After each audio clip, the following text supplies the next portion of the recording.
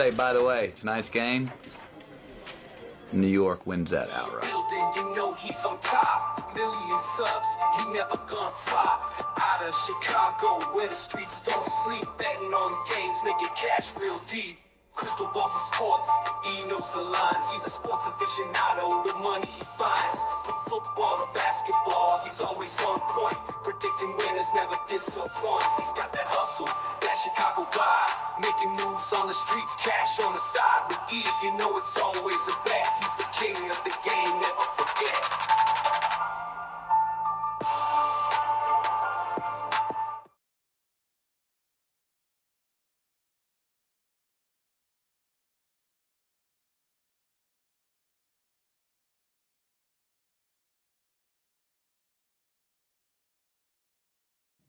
My mic was muted. That is my bad.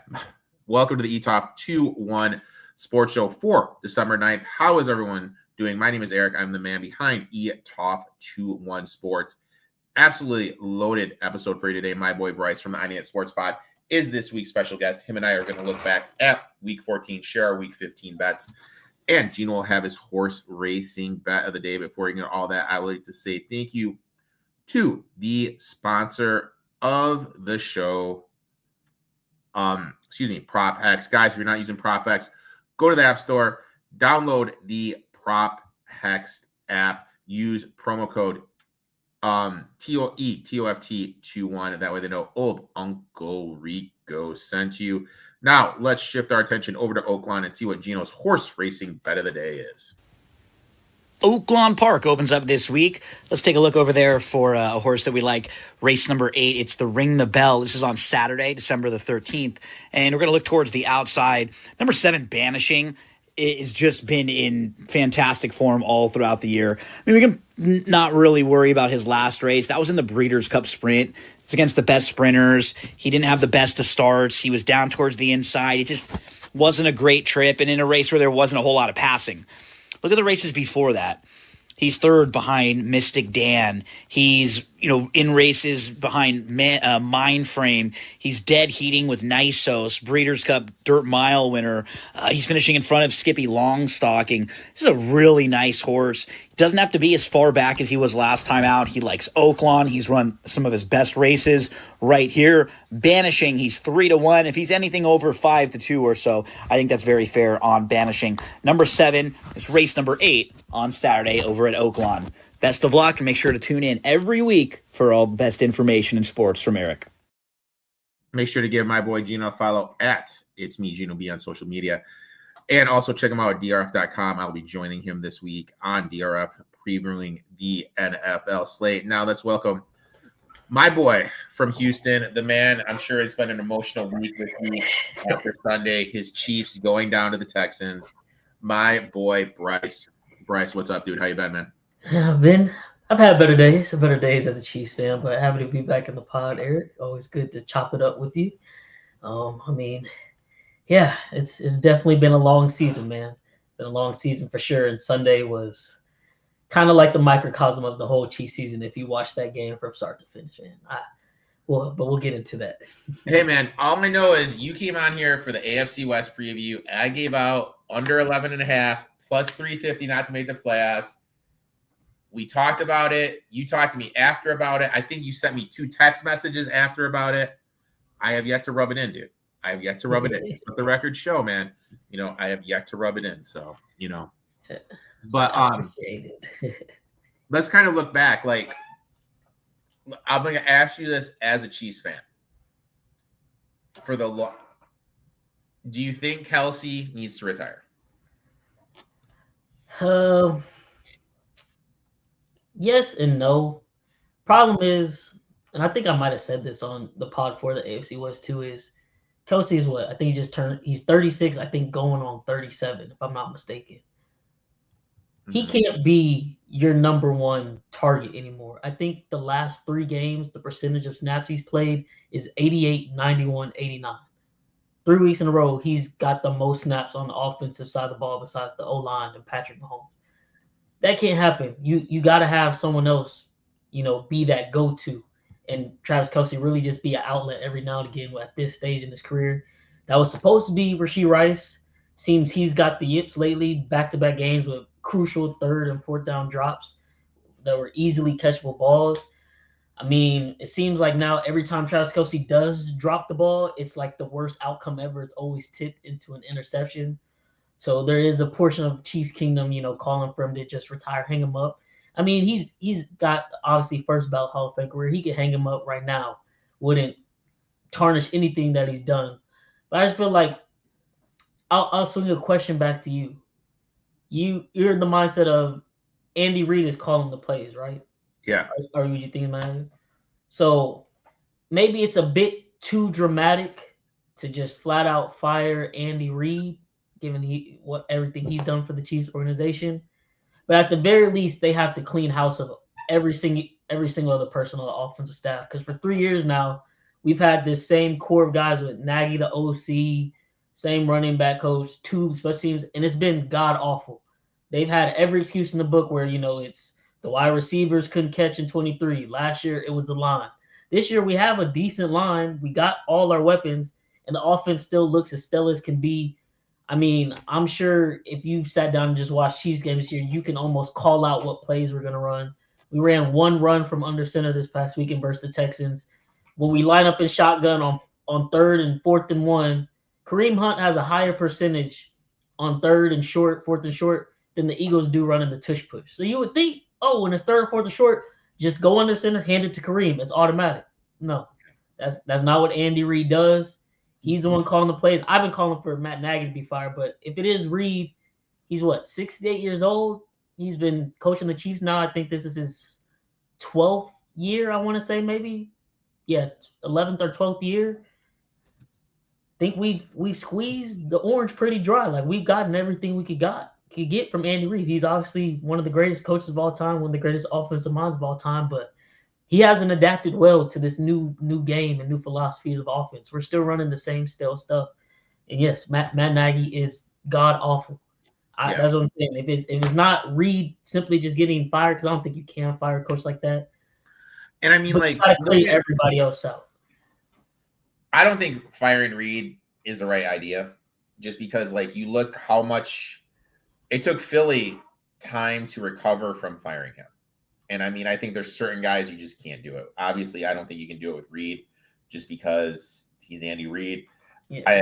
Matt Nagy is god awful. He's only there because he's his friend. I think getting rid of him would be something to kind of look into. Definitely get a different offensive mind in there. In terms of Kelce, where's that comment?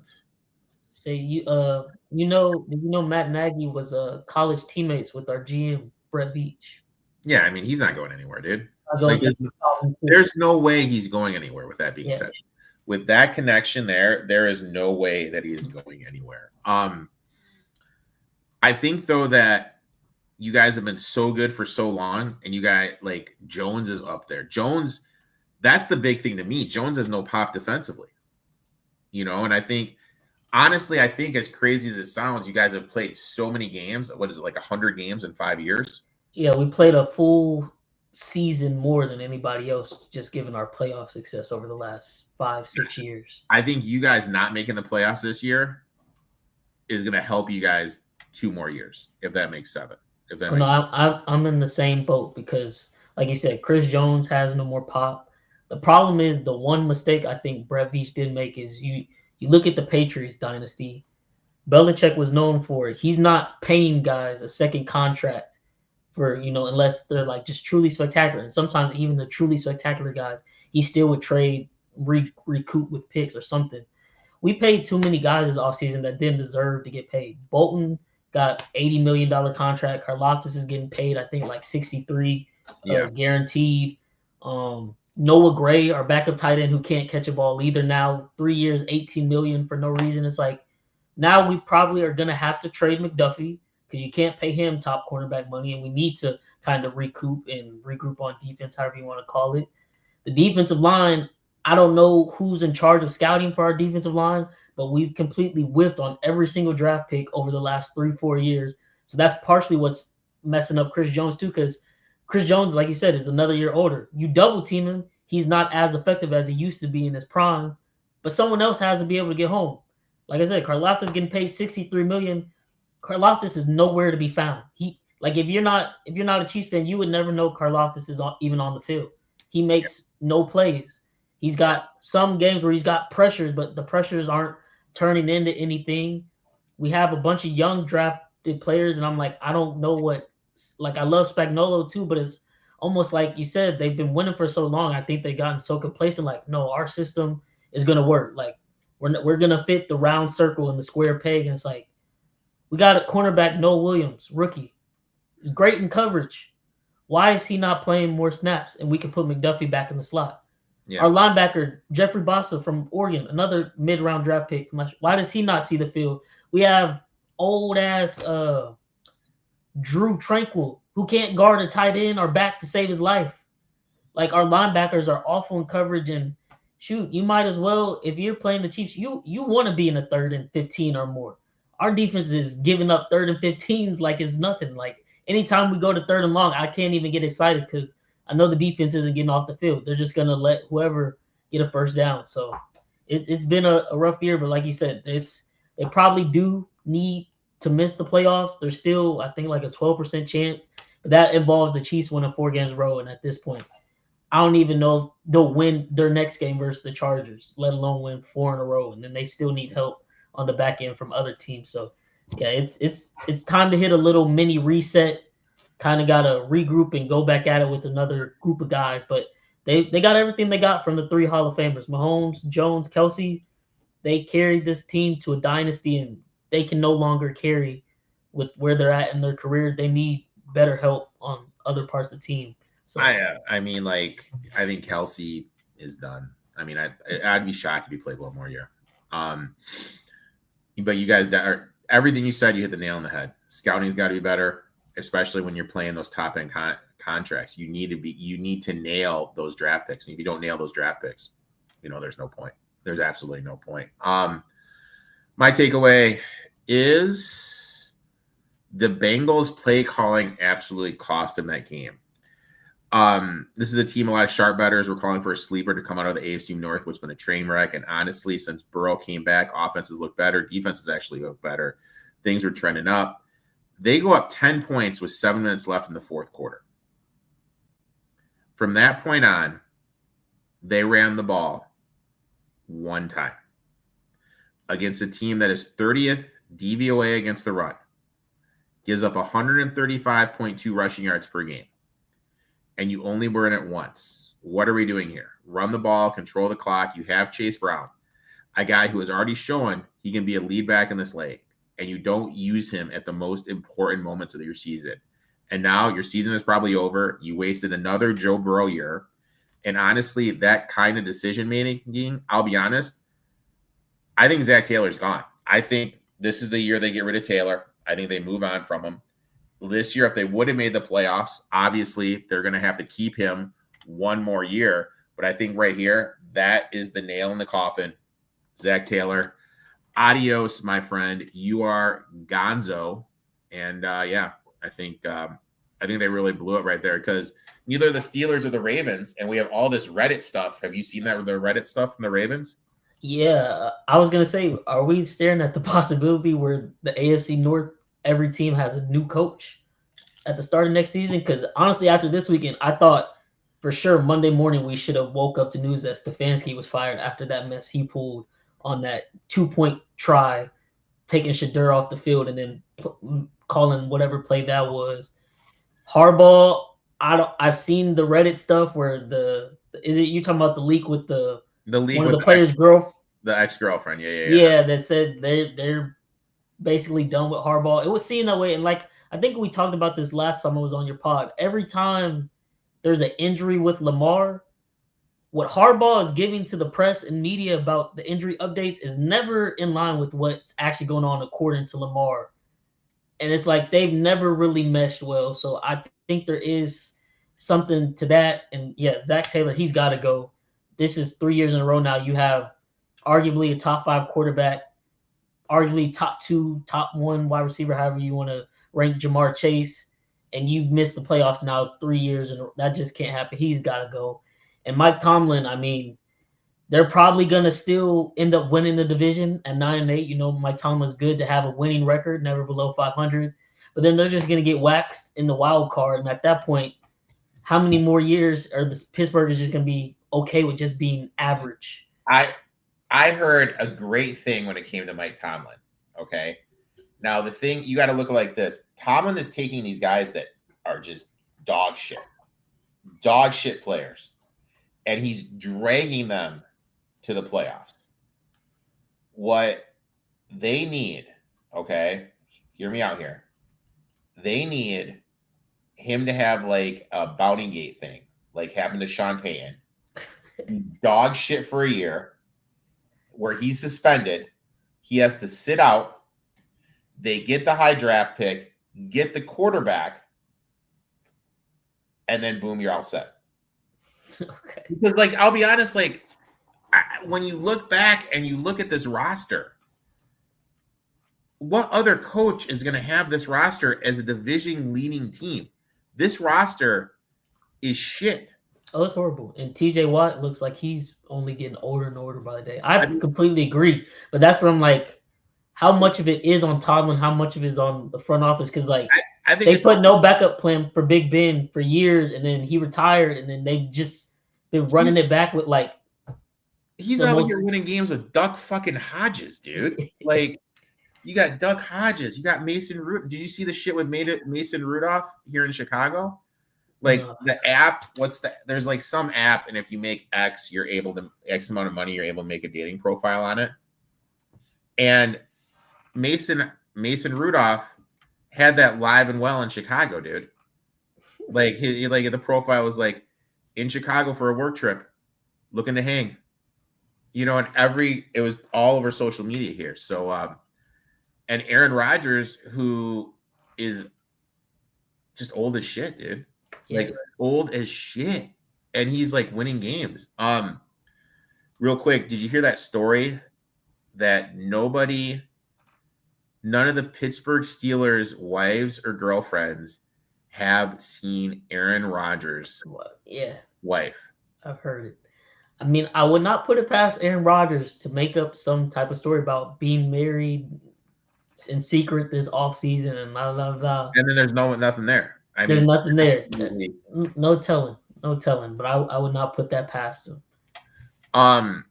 Now, obviously, before we get into the bets and everything, there's some big news with the college football playoffs. Notre Dame not in. What are your thoughts on the old college football playoffs? Oh, man, I don't know what the committee values anymore besides this is all just money scheme, SEC. It's all trash. I don't get how you can say the statement that the conference championship doesn't matter for Alabama, who finished with -3 rushing yards. Yeah. I have 3 losses on the season, and at the same time say the beginning of the year matters. Okay, well, the beginning of the year, Alabama lost to Florida State, who finished unranked. And then you have BYU, who I'm not saying they're better, but we can't keep doing all just basing this stuff off of hypotheticals if the rules don't just apply the same across the board. They only have 2 losses, both to Texas Tech, who looks like a really damn good team. And they also were in their conference championship and lost to Texas Tech, who's the number 2 team now in the rankings. So it's like, what criteria are you going off of? And then the fact that they even had, before this week happened, the fact they even had Notre Dame over Miami, when it's like, okay, if 2 teams have the same record, why do you not just go off the head? I don't care if it was the beginning, the middle, the end. They played head-to-head. One team won. Just give the other team the nod. And it's like, just be done with it. But they wanted to create all this commotion with it and then flip. But then they didn't even flip the right way because it's like, okay, if you're going to make the argument the conference championship didn't hold that much weight, you got to at least bump Alabama down to 10. They can't just stay number 9. Yeah. We're about to have a rematch of, we just watched Oklahoma and Bama play like 3 weeks ago. Like, what is the point of having a conference if you just want us to keep watching the same SEC teams duke it out? If those teams are going to be in it, that should be flipped. Yeah. You know what I mean? Because we also get a rematch with Ole Miss and Tulane. I was like, and Tulane. You know, like who the fuck wants to see Ole Miss and Tulane again? Yeah, and Ole Miss 6 seed. they lost their head coach Lane Kiffin, obviously, with all that mess going on. I get that they brought back some of the staff that's going to leave to LSU after the fact to try to help them, but it's like we seen Florida State get booted out of the college football playoff because they lost their quarterback and they were undefeated, and Ole Miss doesn't move at all. And I'm like, okay, can y'all just say that you're in the SEC? The SEC is in your pockets, and that's why you're just doing this stuff. At this point, it's almost like just have the SEC just keep their conference. They each play each other twice, and they can crown themselves their own national championship. Let everybody else just duke it out and have their own NCAA, because that's all we're getting to at this point. And I'm willing to bet by the end of this, 3 of the 4 teams that make the Final Four won't be SEC teams. And I think we might end up with a rematch of either Indiana, Ohio State, or Texas Tech versus one of those 2. Like that's what I feel like is going to end up in the championship. And it's going to be, what is that, the 3rd year in a row the SEC doesn't win the title. And if there is going to be any fix, I don't know how you fix the playoffs because, like I said, it's broken. But my one thing would be, can we just get rid of preseason rankings and let's rank teams like after like week 5 or something once we've seen them all play?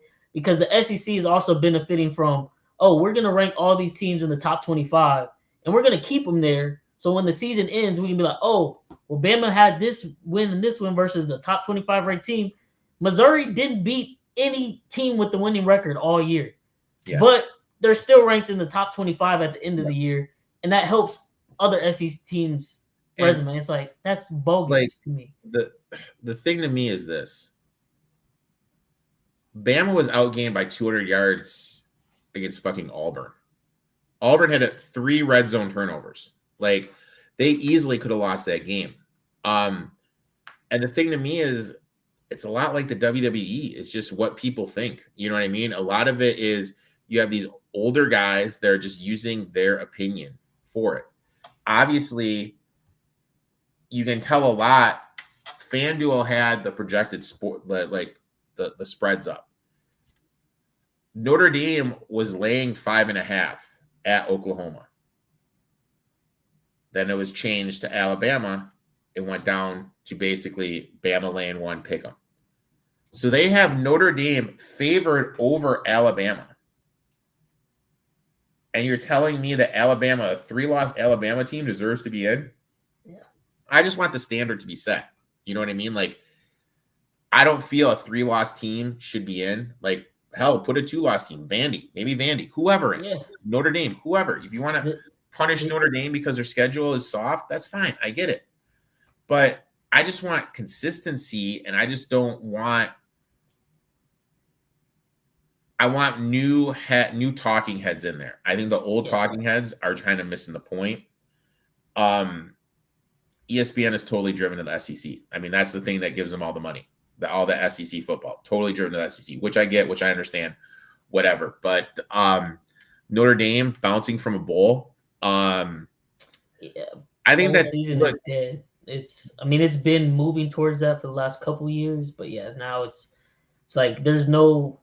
You might as well. I was talking to a coworker earlier today about this, but he was like, you might as well just make it like the March Madness version of college football and make all the bowl games within the bracket to like make them worth it to play.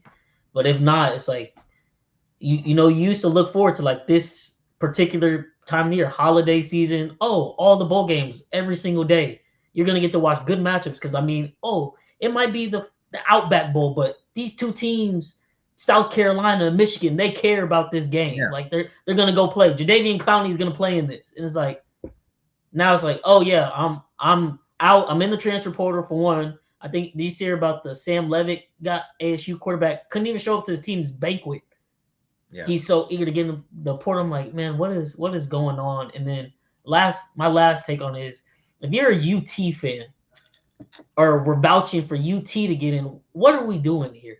Yeah. They're like, we'll just schedule cupcakes. Like, you weren't penalized for losing to Ohio State.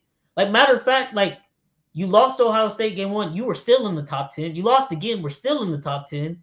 Then because you were UT in the preseason ranked number 1, they put you back. You fell out of the ranks, then they immediately put you back in as soon as you beat some cupcakes. And then you lose to 4-8 Florida, and you're talking about, well, we beat A&M at the end of the year, and so we deserve to get in. You can't not reward us because we played a tougher schedule, then win the games you're supposed to win. If you just lose to Ohio State, nobody bats an eye. You're in. It's like, what is the point? We're not just gonna set the precedent of putting in all these 3-loss SEC teams because they're from the SEC. That's not how this works, and it shouldn't ever work like that. I also feel that one group of 5 team is enough for me. I would agree with that. We could do without a James Madison or Tulane. You know, that's only going to make them cry even more when they get walked. Also, the thing is the more people, the more you open it up, the more there's going to be teams pissed off. I mean, that's just the fact of the matter. The more you open it up, there's going to be more teams pissed off they didn't get in it, and that's just the way it is. I also think that Vanderbilt, Utah, you want to talk about them? Yeah, I totally get that. 2 losses, but a 3-loss team in my eyes should not be at all. It's complete hogwash that a team like that is in there.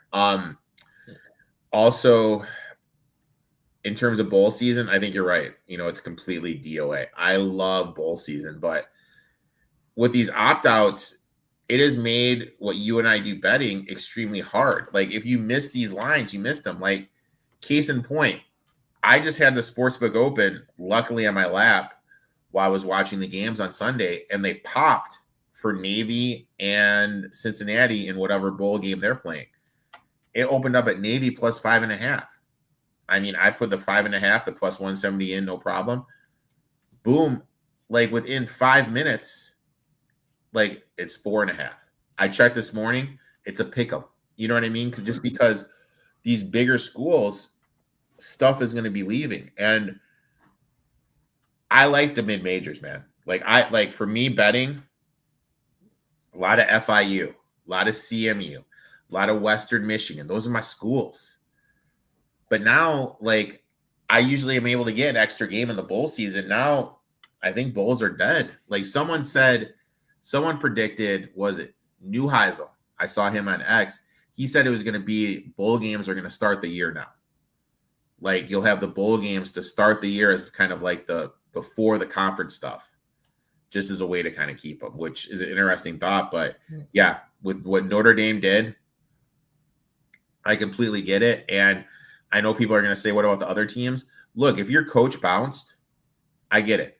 I get it. If your coach bounced, the coaching staff is done, you don't want to go. The kids voted on it. I totally get it. A team that's 5-7, everyone's talking about these 5-7 teams like opting out. Well, they're already gone. You know what I mean? Like, the season ended for them. They've already cleared out their fucking lockers. Yeah, they've been done. Now you're going to go track down 60 some odd kids to come back. Some of them already left campus. That's just way too much, man. The fact they even extended an offer out to my Kansas Jayhawks, like they don't even deserve to be sniffing a bowl game, and they decline because nobody's playing, and they're all gone. They're literally they're all fucking gone. You know what I mean? They're out. They're gone. So it's just, I don't know, man. Like, it definitely. I love bowl season. You know, I love the stuff. I'm RIP Bahamas Bowl. You're gonna be missed. But yeah, I mean, it's just not what it used to be. Like, and you and I were, when you and I were kids, it's not what it used to be. You know what I mean? And maybe we're adults now and we look at it a little bit differently. Yeah. But now it's just kind of like it's just not what it used to be, and it's sad. Let's go ahead. Let's shift our attention to some bets for Week 15. Before we do that, let's take a gander back at how we did last week on the show.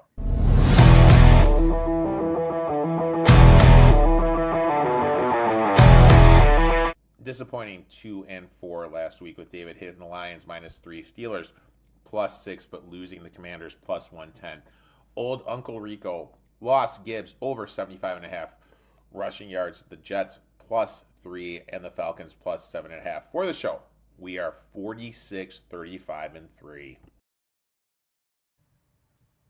Yeah, rough week last week for the show. In fairness, I had the Lions -3 and the Steelers +6. And David didn't look at the sheet. David put it in the sheet, so I had to change my bets. And I will say this: the Falcons played the Seahawks tough for a half, and then the wheels kind of. Sam Darnold was looking like Sam Darnold that first half, and then explosion. I was like, oh my god. Hey, I had him on his props. I was like, can we please step? You're playing in Atlanta. Can we please step it up? Thankfully, he did. But there was a comment. A couple quick comments before I get into these. I just seen these right now. Yeah. Need to change the subject. Will Giannis get traded? I mean, I feel like at this point, it's almost the only option. I feel like Shams has been adamant, just adamant he's going to get traded. Now, here's the thing: I take a step back at the East. Okay, I step back and I look at the East. If I'm Giannis, okay, I take a step back and I look at the East. I mean, do you really fear the Knicks? Do you know the Celtics don't have Tatum? 76ers have Embiid. Miami has nothing. I mean, I think the potential is there if they can kind of like right, obviously, the flaws in this roster to do something. But I'll be honest, at this point, I think they just need to decide what he wants to do and do it. Yeah.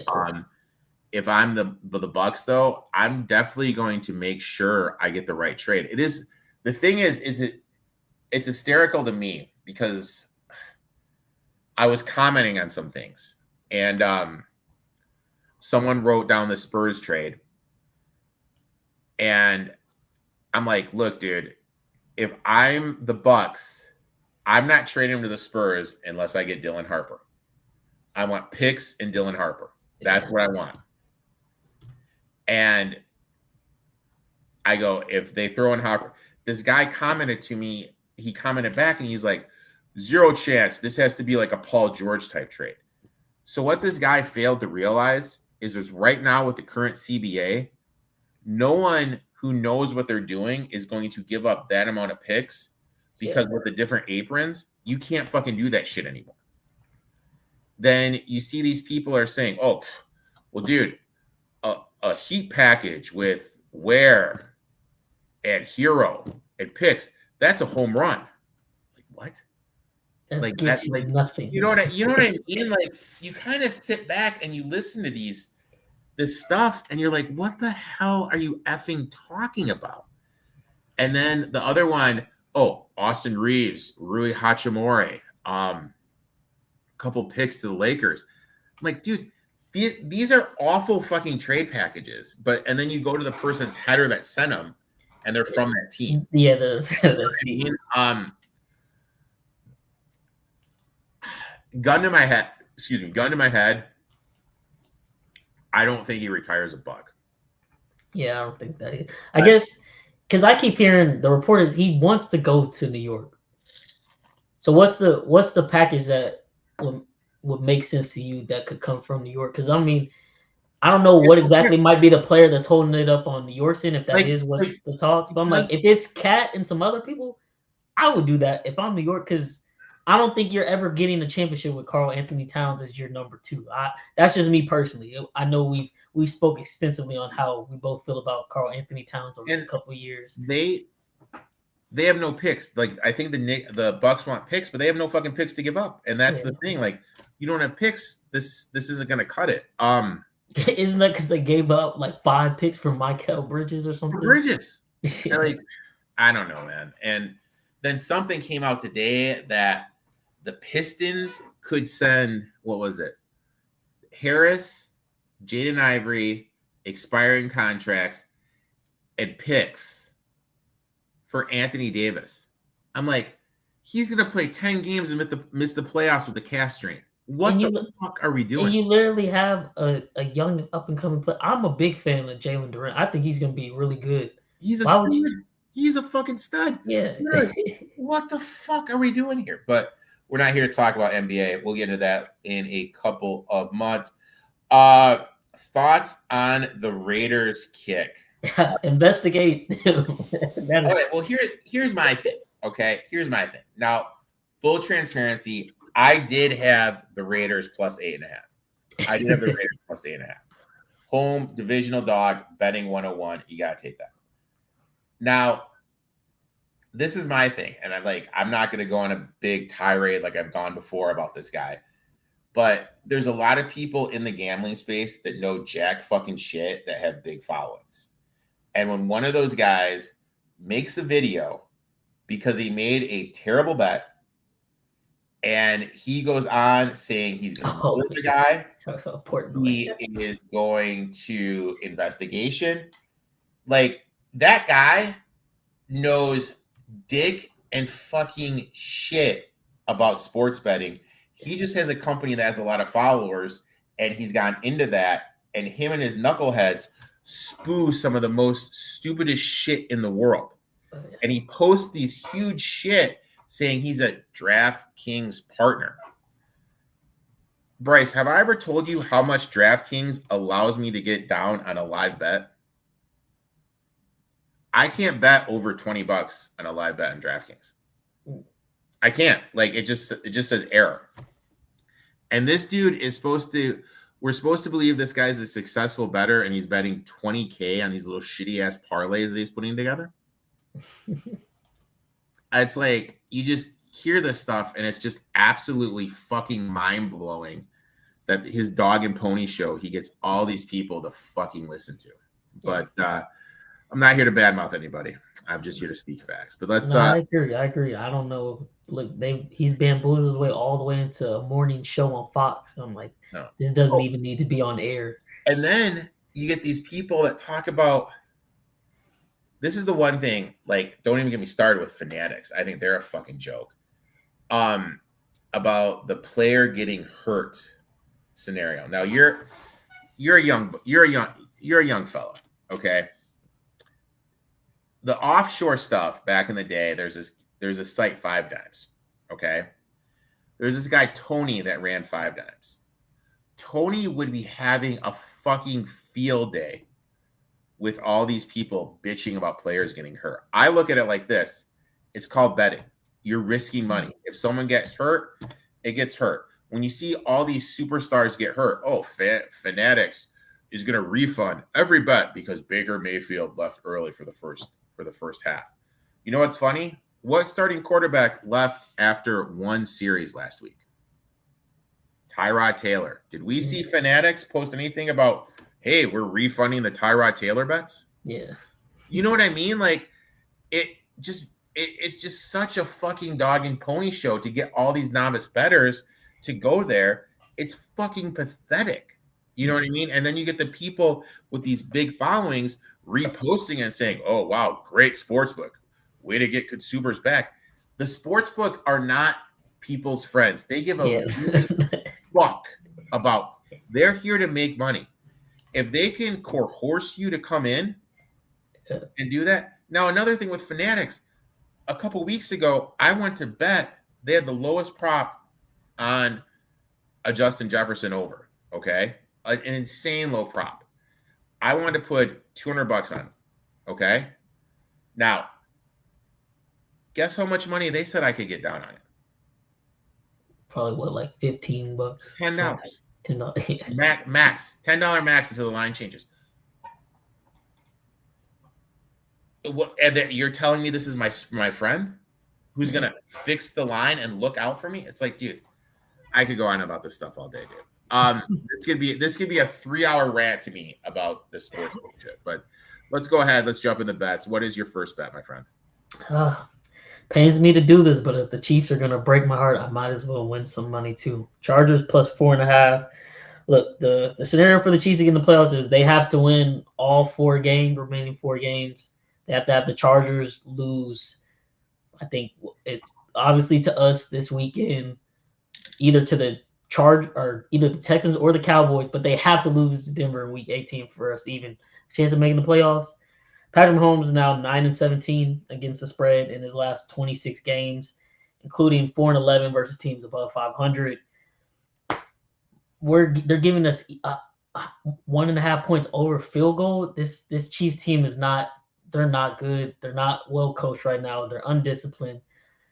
Even if the Chiefs somehow miraculously win this game, because I don't think we're even going to win this game. I think it's just it's really about to just hit the deep end for us. it would be by a field goal. Every matchup with the Chargers comes down to a last possession. Week 1, when was that? Was that Brazil? I think that's where they played at week 1. Came down to the last possession, a 3rd and 15. Chris Jones loses contain. Herbert runs down, ices the game. So definitely rock with Chargers plus 4.5.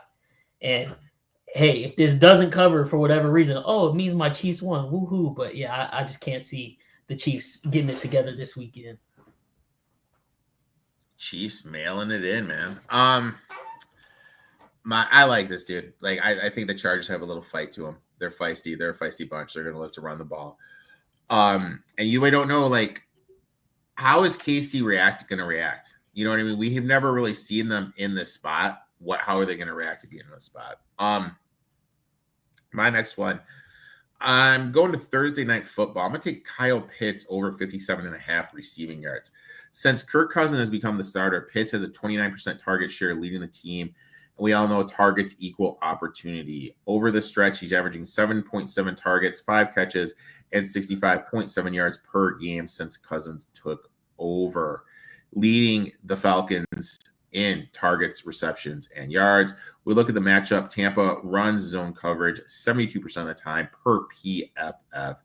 And we look at Pitts' numbers against zone: 55 targets, 42 receptions, 76.4% catch rate, 9.3 yards per catch, 7.1 yards per target. He's gone over this number in 2 of his last 3 games, all of which were Cousins starting at quarterback. And historically, he's been produced against the Bucs. He's gone over this number in 5 of 7 career games against Tampa, averaging 6.4 targets, 4.7 receptions, and 66.1 yards. He's actually gone over this total his last 4 straight against the Bucs. Now, when we look at the Bucs, they're stout against the run, 9th DVOA, allowing the 8th fewest rushing yards. I expect Atlanta to actually lean on the passing game here. Pitts has been the number 1 option since Cousins took over. He's had consistent success against a Todd Bowles defense. Everything lines up. I'm taking Kyle Pitts over 57.5 receiving yards for Thursday Night Football. Next bet, my friend. Texans 9.5. This season for the Cardinals, it started off semi-decent. They dropped a few close games, and obviously the whole Kyler Murray thing. Kobe Brissett comes in, looks decent. Obviously, they got that win against the Cowboys, but ever since then, it's just been downhill. They're mailing it in. That Texans defense is so elite. This game could finish 10-0. I don't think Cardinals are going to put up over 10 points, really. It's at home for the Texans, who are absolutely rolling. I think they're on, a 6-game win streak right now. Yeah. And basically, if they win out, they have a chance to win the AFC South, depending on how the Jaguars finish out. But compared to how they started the season, where obviously the defense has been number 1 all year, but the offense wasn't producing. Now they've got things rolling. Back at home, coming off a big win versus my Chiefs. Texans should cover pretty easily here and keep it rolling. And the one threat that Cardinals do have right now, Jacoby Brissett, is he's going to try to feed Michael Wilson since Harrison Jr. has been out. But you got Stingley Jr. and Lassiter on the outside. They're not giving up much of anything nowadays. So it's definitely going to be – points are going to be at a premium for the Cardinals. And like I said, they know their season is over at a whopping 3-10 right now. Texans defense is going to put the clamps on them, and offense won't have to do much to cover this. I'm looking at AFC South futures right now. Jags are minus 165. Texans are plus 150. Guess what the Colts are right now? I think is it like plus 5,000 or something? 2,200. I'm looking at DraftKings right now, just the first sportsbook I pulled up. 2,200. Yes, the interesting prices here.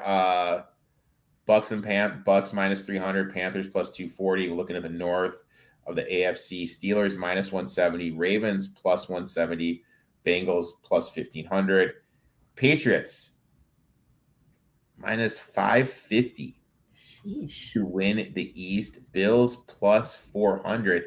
And that's kind of interesting because when we look at what's the standings right there? How many are they back? The Bills are 2 games back, but they got that's New England this weekend. I mean, because when you look at their schedule, I mean, the Patriots will have to because they have Bills, Ravens, Jets, Dolphins, and the Bills have Bills got a tough. Well, Patriots, Browns, look tougher. Jets. Yeah, the Eagles. So, Yeah, I don't know. That 400 seems a little low for me, but my next one. Yeah, Jesus, I hate my life. I'm going to the Washington Commanders plus 2.5. All right, what do I say all the time? Gambling is about what? Buying low, selling high. That is the game. And right now, this is a perfect buy low spot. Commanders are coming off a game where they were shut out by the Vikings, and Jaden Daniels got banged up, may not even play. But here's the thing. Teams coming off a shutout cover 57% of the time. When those teams are underdogs, that number jumps to 62%.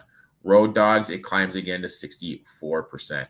That is really value betting teams coming off a shutout. Case in point, the Vikings were shut out 2 weeks ago, came back, covered against the Commanders. This is the type of bet that wins long term. Another angle I always look for, got two bad teams. I'm always going to lean toward the dog. If both teams have a winning percentage under 25%, the underdog hits 58% against the spread, and when it's a dog on the road, 59%. Now we lay into the matchup. The Commanders run man coverage at the 11th highest rate in the league. Dart this season, just 50% completion percentage against man. POF and DVOA both have Washington graded as a better overall team. I'm getting points with a better team. Love that angle. I also expect Washington to lean on the run game, especially with Chris Rodriguez early. Giants are the worst run defense in the league per PFF and DVOA.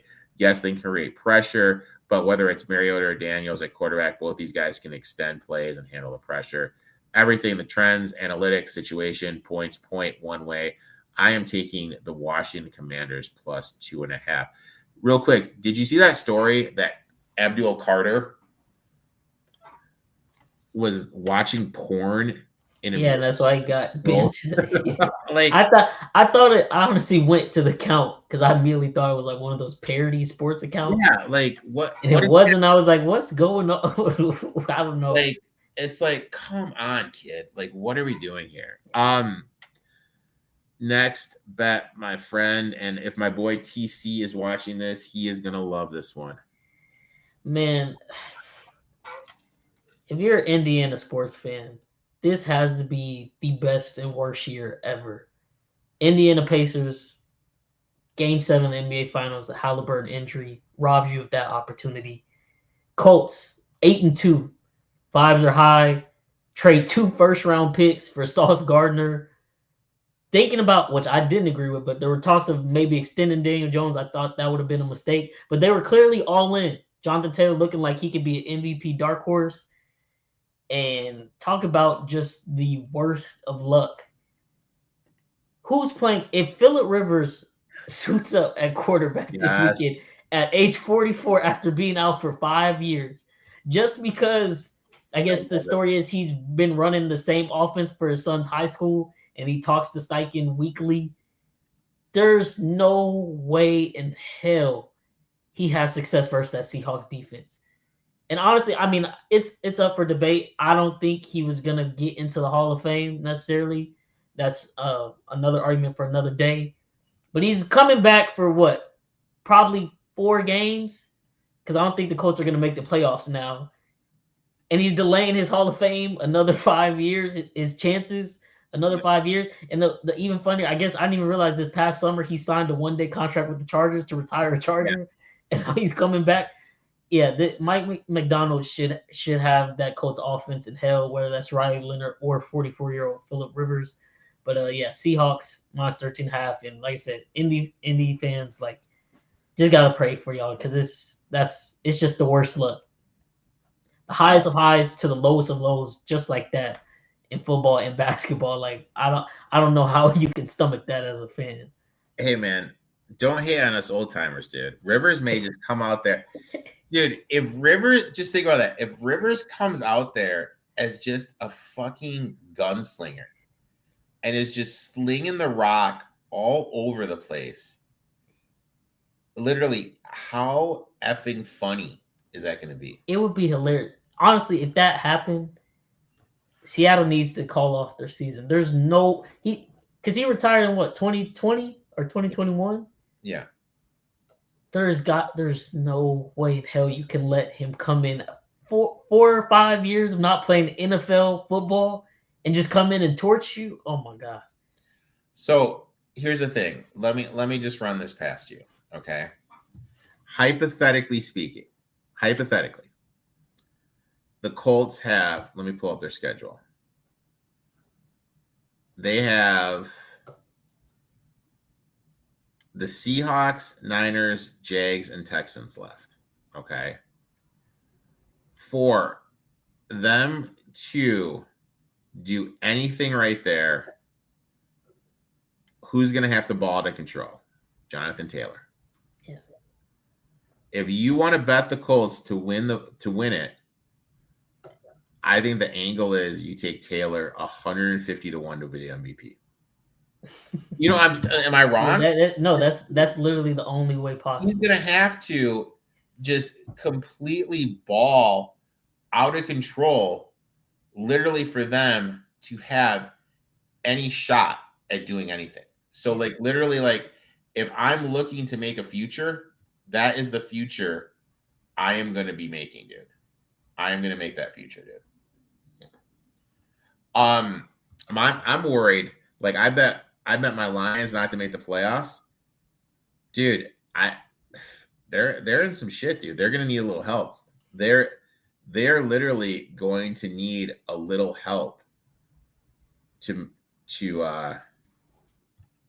avoid not getting out of the playoffs, man. My last and final bet, I am going to Monday Night Football.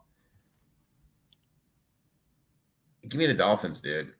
You know what I say all the time? We bet Tomlin as a dog. We fade him as a favorite. That's the rule. The numbers back it up. As a favorite, covering 48% of the time when he's at home, laying 3.5 or more, 48 again. Primetime home favorite, laying 3.5 or more, drops to 44.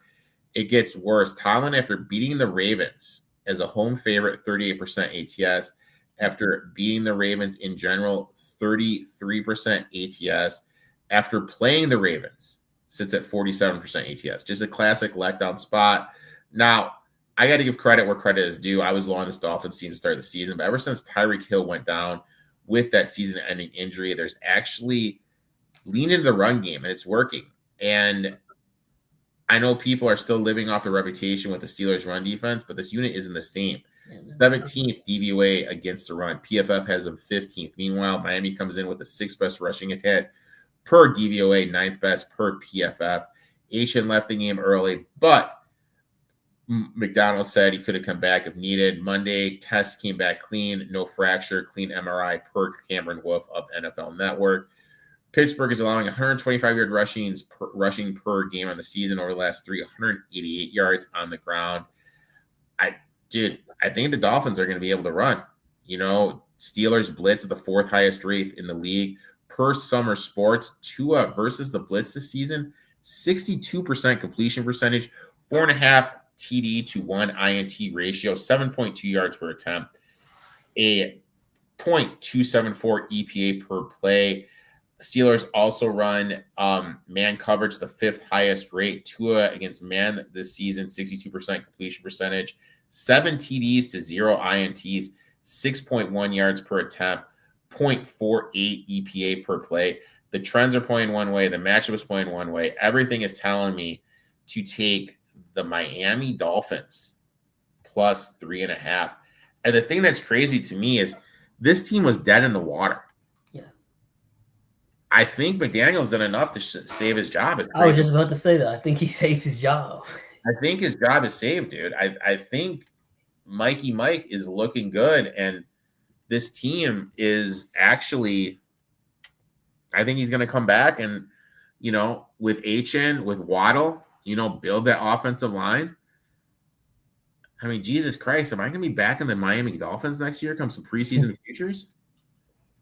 You know what I mean? Like, it's absolutely crazy how stuff can just flip on a dime like that. Bryce, I'd like to thank you for taking time out of your schedule, coming on, talking a little NFL. I always appreciate when you coming on. Always love it when I have a guest on and I can talk to you for an hour and it feels like 5 minutes, man. So I appreciate you, my friend. You and your boys are doing great work over at the I Need It Sports Pod. Why don't you tell everyone when it comes out, where they can find it and everything?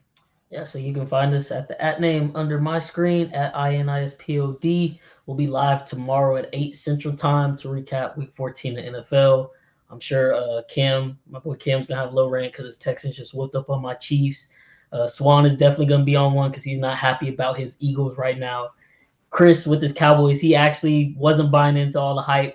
We both were like, this is a classic letdown spot versus the Lions last week, so should be a lot of fun. But we'll be live every Wednesday night at 8 Central. But definitely tune in tomorrow. Should be a nice little episode. And I know you pay attention for the little LJ's ladder, man. The Chiefs might be in the eliminated tier. I don't know. It's been that type of season, so we'll have to see. I always tend to dip in a little bit. I was trying to educate you guys in the chat about the old Miss tailgates, and I'll tell you what, dude. Old Miss tailgates. I've been to one, and it was a dandy of a time at the Ole Miss tailgate. So make sure to check that out. I appreciate you, man. Look forward to having you on again. Good luck in your bets, and we will talk soon, my friend.